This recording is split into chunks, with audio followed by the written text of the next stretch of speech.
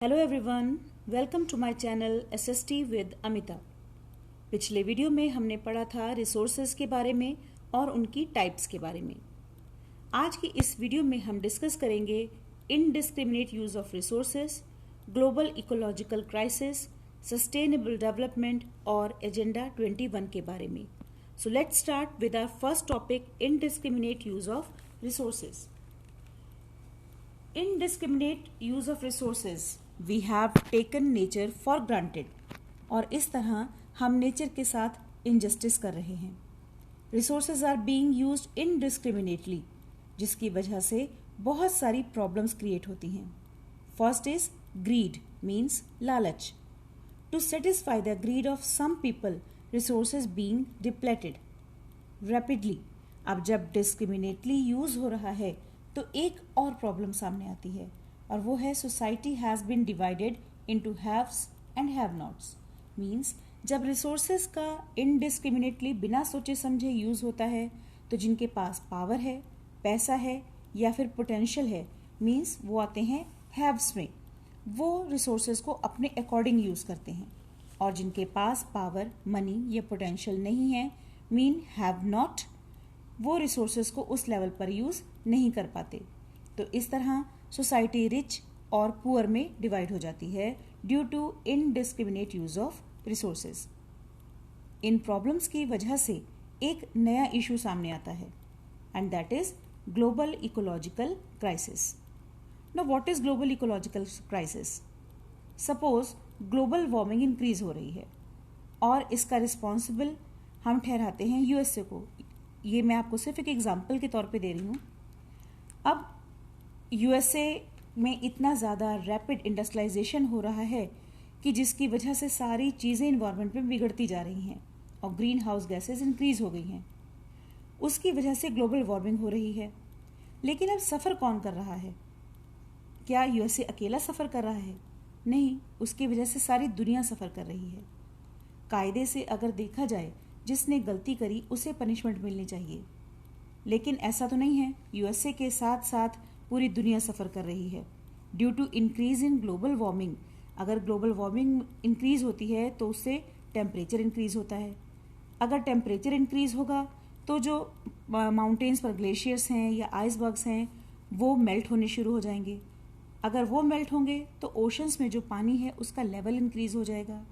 पानी का level increase होगा तो उसकी वजह से जो छोटे छोटे आइलैंड्स हैं जहाँ कोई भी इंडस्ट्री नहीं है, जिनका कोई कसूर नहीं है, वो आइलैंड्स पानी में डूब जाएंगे।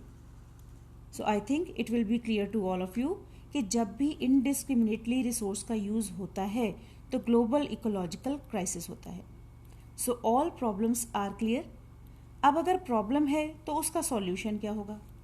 तो इन सारी प्रॉब्लम्स का सॉल्यूशन है sustainable development. Means we should use resources in such a balanced way that we satisfy our need as well as conserve them for future।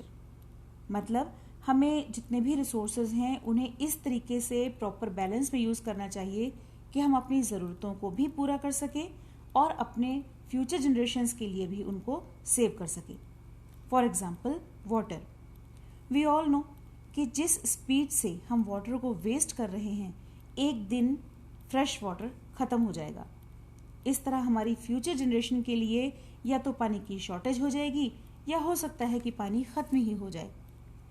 अब सस्टेनेबल डेवलपमेंट का कंसेप्ट तो क्लियर हो गया होगा, लेकिन इस कंसेप्ट को किस तरह से इम्प्लीमेंट किया जाए जिससे हमें कुछ रिजल्ट मिल सके, इसके लिए रियो डी जेनेरियो जो कि ब्राज़ील में है, वहाँ पर एक अर्थ समिट किया गया इन 1992, जिसमें नियर अबाउट 100 कंट्रीज़ के रिप्रेजेंटेटिव्स ने पार्टिसिपेट किया, जिसमें उन्होंने डिस्कस किया कि जो भी ग्लोबल क्लाइमेटिक चेंजेस हैं या जो इन्वायरमेंट डिग्रेडेशन है उससे ओवरकम कैसे किया जाए।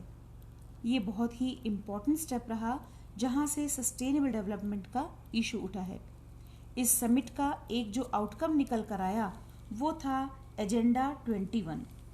ये बहुत ही इम्पॉर्टेंट कॉन्सेप्ट है। एजेंडा 21 में डिक्लेरेशन हुई थी 1992 रियो डी जेनेरियो ब्राज़ील में, और वो डिक्लेरेशन थी सस्टेनेबल डेवलपमेंट की। जिसमें ये डिसाइड किया गया कि हम ग्लोबली सस्टेनेबल डेवलपमेंट को अचीव करने की कोशिश करेंगे और यूनाइटेड नेशंस ने भी इसको सपोर्ट किया। अब बात यह है कि सस्टेनेबल डेवलपमेंट किन इश्यूज पर होगा। तो बेसिकली 3 कोर इश्यूज थे। First is combat environment damage, second is poverty and third one is disease. Means environment को डैमेज होने से बचाया जाएगा, पॉवर्टी को दूर किया जाएगा और डिजीजेस को भी कंट्रोल करने की कोशिश की जाएगी। अब एजेंडा 21 में ये डिसाइड किया गया कि जो लोकल गवर्नमेंट हैं वो लोकल एजेंडाज को ड्रॉ करेंगी, यानी कि ज़रूरी नहीं कि वो इन्हीं एजेंडाज को लेकर चलेंगी, वो अपने बिहाफ पे जो उनके लोकल एजेंडा हैं उनको ड्रॉ कर सकती हैं। So this was the most specific thing of agenda 21. Now this is all about of today's topic. In next video we will discuss about resource planning, conservation of resources and land resources. Thanks for watching.